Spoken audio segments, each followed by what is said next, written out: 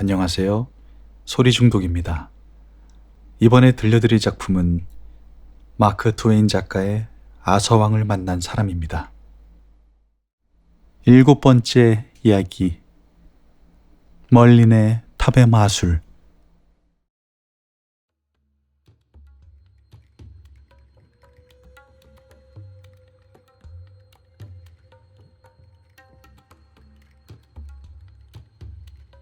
나는 이제는 이 나라에서 2번째로 높은 인물이 되었다. 국왕 다음 가는 힘을 가진 대신이다. 그러므로 서비스도 만점이었다. 보스로 되었기 때문에 다른 사람들에게 보스경이라고 부르도록 했다. 국무 대신 보스경은 금으로 자수를 놓은 비단과 비로디의 옷을 입고 궁정에서 왕의 방과 똑같은 방에서 살게 되었다. 옷은 보기에는 매우 좋으나 입는 기분은 전혀 좋지 않다. 그러나 익숙해지면 몸이 옷에 맞게 될 것이다. 집도 다만 넓을 뿐이며 일일이 조각한 큰 의자 역시 보기에는 좋으나 앉는 기분이 나쁘기로는 말도 할 수 없다. 게다가 얼마나 불편한지 비누도 성냥도 없다. 거울도 없다. 사람을 부르는데도 초인종이 없다. 하인은 많았으나 모두 옆방에 황송해하며 있기 때문에 용무가 있을 때마다 부르러 가지 않으면 안 된다. 물론 가스등도 촛불도 없다. 하숙집에서 볼 수 있는 접시에 싸구려 버터 같은 기름을 담은 것을 방 안의 벽에 많이 걸어놓고 그것에 누더기를 넣어 불을 붙이면 그것이 조명이 되는 것이다. 밤의 외출에는 횃불을 든 5-6명의 하인이 뒤를 따른다.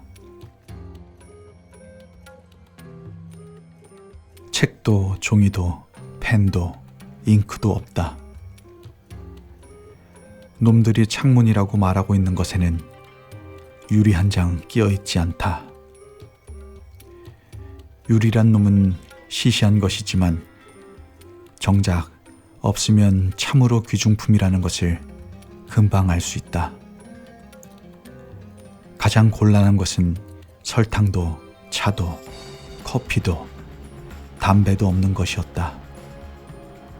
마치 무인도의 로빈슨 크루소와 별로 다름이 없었다. 그러므로 머리와 손을 사용하여 여러 가지로 편리한 것을 만들기로 했다. 이것은 나의 장기였다. 그리고 몹시 혼난 것은 전국의 사람들이 나를 보고 싶다고 큰 소동을 벌인 것이었다. 어쨌든 대마왕의 괴인이므로 멀리서 여행을 해서라도 한번 구경해 둘 만한 가치는 있을 것이었다. 나는 하루에 10번도 더 나를 경배하려고 한 작자들에게 얼굴을 보여주지 않으면 안 되었다. 처음 한동안은 그래도 전혀 나쁜 기분은 아니었으나 그러는 동안 몹시 귀찮게 되었다. 그러기는 해도 내가 알지 못할 일이 한 가지 있었다. 그것은 나에게 사인을 해달라고 아무도 청하지 않는 일이었다. 클라렌스에게 물어보았더니 글자라는 것은 거의 모두가 알지 못한다는 것이었다. 그리하여 나는 굉장한 인기의 대상이 되었다. 그런데 멀리는 심사가 삐뚤어져서 전혀 밝은 얼굴을 하지 않았다. 나에게 장기를 빼앗기어 원통하기도 하고 질투심이 나기도 하여 얼굴빛까지 나빠졌던 것이다. 그것은 멀린의 마음대로이지만 나에게는 좀 귀찮은 일이 일어났던 것이다. 나를 존경하는 국민들이 완전히 나의 마법의 팬이 되어 더 무엇인가 마법을 보여달라고 조르기 시작한 것이다. 멀리서 일부러 나를 경배하러 온 사람들은 자꾸만 절을 하면서 이렇게 말했다. 제발 부탁입니다. 내가 고향으로 가기 전에 조금만 마법을 보여주시면 고향에 대한 좋은 선물이 되겠습니다. 이러한 선량한 사람들의 소원을 어찌 저버릴 수 있으랴. 월식이라면 앞으로 2년이면 온다. 그러나 그것으로는 너무 늦다. 월식을 앞당겨 효과적으로 이용할 수만 있다면 얼마든지 돈을 내도 좋다고 생각했다. 쓸모도 없을 때 시간을 허비한 나머지 어정어정 온다는 것은 참으로 유감천만이다. 그리고 클라렌스의 말에 의하면 멀린이 나를 굉장한 허풍쟁이의 가짜 마법사이며 그 증거로서는 그놈은 그 후 한 번도 기적을 보여주지 못하지 않는가 하고 돌아다니는 모양이었다. 어떻게 손을 쓰지 않으면 안 된다. 나는 병사에게 명령하여 멀린을 체포하고 내가 그 전에 들어가 있던 지하 감옥에 쳐넣었다. 그리고 나팔과 전령을 시켜 명령을 내렸다. 앞으로 한두 주일이 되면 일의 여과를 보아 멀린의 석탑을 하늘의 불에 의해 산산조각을 내어 보여주겠다. 그때에는 멀린의 나에 대한 욕을 기뻐한 사람은 조심하지 않으면 위험하다. 기적은 이것으로 당분간 보여주지 않겠다. 진짜 마법사는 그같이 자꾸만 기적을 보여주지는 않는 것이다. 여기에 대해 불평을 하는 자는 마법으로 말을 만들어 혹사하겠다. 나는 충실한 부하 클라렌스에게 잘 설명하여 마법을 준비시켰다. 이번 기적은 좀 준비가 필요한데 네가 무심코 사람들에게 말하기만 하면 즉시 죽고 만다 하고 공갈을 쳤기 때문에 클라렌스가 짓거릴 걱정은 없었다. 그러나 재료상이나 공장이 있는 것도 아니어서 나는 머리만을 믿고 겨우 마법에 필요한 물건들을 만들었다. 폭약, 피레침, 전선등을. 멀린의 탑이라는 것은 400년 전에 돌로 만든 탑이었다. 보기에는 단단해 보이나 의외로 무너지기 쉽다고 나는 생각했다. 내가 19세기에 살아있었을 때 이 탑에 대한 이야기를 읽은 적이 있다. 멀린이 마법을 써서 큰 돌을 모아 만들었다는 것이었다. 탑은 궁전에서 1km 정도 떨어진 황폐한 언덕에 솟아 있었다. 우리들은 밤중에 탑에 몰래 들어가서 폭약을 탑의 아래 12개소에 5m 정도의 깊이로 파묻었다. 그리고 여기에 전선과 피레침을 붙여놓았다. 그 후 나는 날씨만을 주의하고 있었다. 이 2주일 동안은 좋은 날씨가 계속되었는데 마침 14일째 되는 날 아침 나는 전령을 돌아다니게 하여 탑 가까이에 절대로 가서는 안 된다고 명령했다. 이제 날씨가 나빠질 때다. 나빠지면 우레와 비가 쏟아진다. 이 하루 이틀 동안에는 틀림없을 것이다. 나는 전령에게 지금으로부터 24시간 이내에 기적을 연출하여 보이겠다. 기적을 행할 때에는 그 예고로서 성에다가 낮이면 붉은 깃발, 밤이면 횃불로써 신호를 한다 하고 말하게 했다. 꽤 빈번하게 소나기가 쏟아졌다. 우선은 예정대로다. 그러나 예정이 어긋나서 하루 이틀 연기되어도 문제는 없다. 또 나라의 일이 바쁘니까 기다리게 하면 그걸로 끝난다.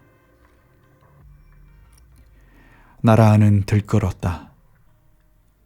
사람들은 이 기적을 구경하기 위하여 먼 데서까지 밀려왔기 때문에 성 주위는 사람들로 뒤덮이게 되었다. 이윽고 해가 질 무렵 습기 찬 바람이 불기 시작하고 구름이 두껍게 끼기 시작했다. 좋아, 횃불을 올려라. 성의 탑에 기적을 행하는 신호로서 횃불을 올리자 나는 성의 탑에 자신만만하게 올라갔다. 거기에는 이미 아서왕을 비롯하여 궁정의 중요한 사람들이 모여들어 저물어 가는 어스름 속의 서쪽 하늘에 솟아있는 멀린의 탑을 지켜보고 있었다. 나는 부하에게 명령하여 멀린을 치하 감옥에서 데려내오게 했다. 멀린은 겸손하고 정중한 얼굴을 하고 있었다. 멀린, 자네는 내가 아무것도 하지 않는데도 나를 살아있는 채로 화형에 처하려고 했다. 또 요즘에는 돌아다니며 나의 욕을 했다. 그러므로 하늘에서 불길을 불러 너의 탑을 부셔 보이겠다. 네가 마법사라면 마술의 힘으로 나의 마법을 막아보는 게 어때? 할 수 있어? 할 수 없다니 될 말인가? 곧 그대의 마법을 깨뜨려 보여주겠노라. 멀리는 지붕의 돌에 손가락으로 몇 개나 둥근 원을 그리고 그 속에서 한 줌의 가루를 불태웠다. 이상한 연기가 하늘에 올라갔다. 기분 나쁜 놈이다. 사람들은 무서워서 슬금슬금 뒤로 물러서기 시작했다. 멀리는 입속말로 중얼중얼 주문을 외면서 두 손으로 공기를 잡는 모양을 하고 그리고 뱀처럼 몸을 꿈틀거리며 기도를 시작했다. 허공에 손발을 내저으며 처음에는 천천히 했으나 점차로 미친 것처럼 심하게 흔들고 나중에는 돌아가는 풍차처럼 두 손을 마구 흔들어댔다. 그동안에도 바람은 점점 세게 불어대었다. 횃불은 이리저리 흔들리고 어두움을 벽에서 춤추게 했다. 주위가 어두워졌다. 갑자기 큰 빗방울이 쏴 하고 퍼부어졌다. 어둠을 째고 번개가 번쩍였다. 자, 드디어 나의 차례다. 때는 다가왔다. 피레침은 전기를 띠기 시작한 것이 틀림없다. 멀린, 이제는 충분히 주문을 걸었겠지. 나는 다른 사람에게 기회를 주고 방해하지는 않는다. 그러나 자네의 마력으로는 어찌할 수 없는 거지. 이제부터는 나의 차례다. 하고 말하고 나서 나는 3번 허공에 손을 올리었다. 그 순간 천지가 흔들리는 심한 소리와 함께 거대한 분화와도 같은 불길이 하늘 높이 솟아올랐다.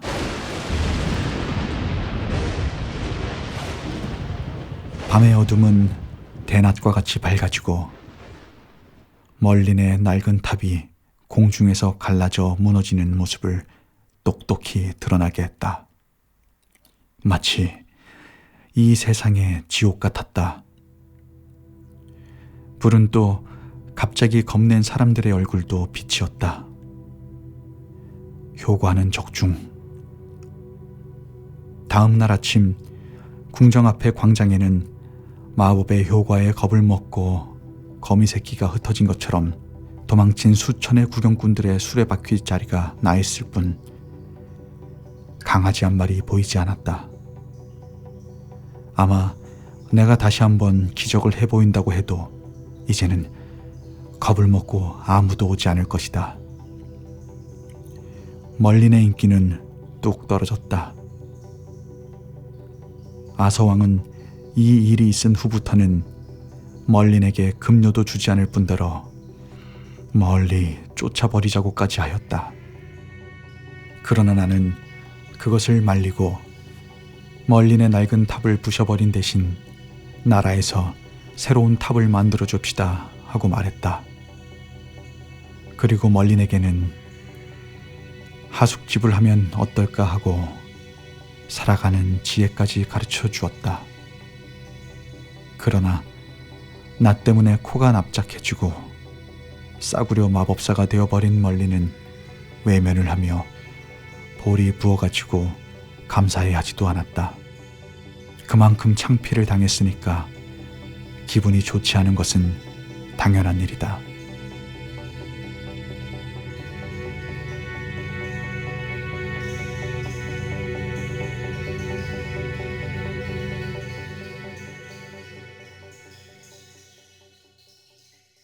지금까지 소리중독이었습니다. 함께 해주셔서 감사합니다.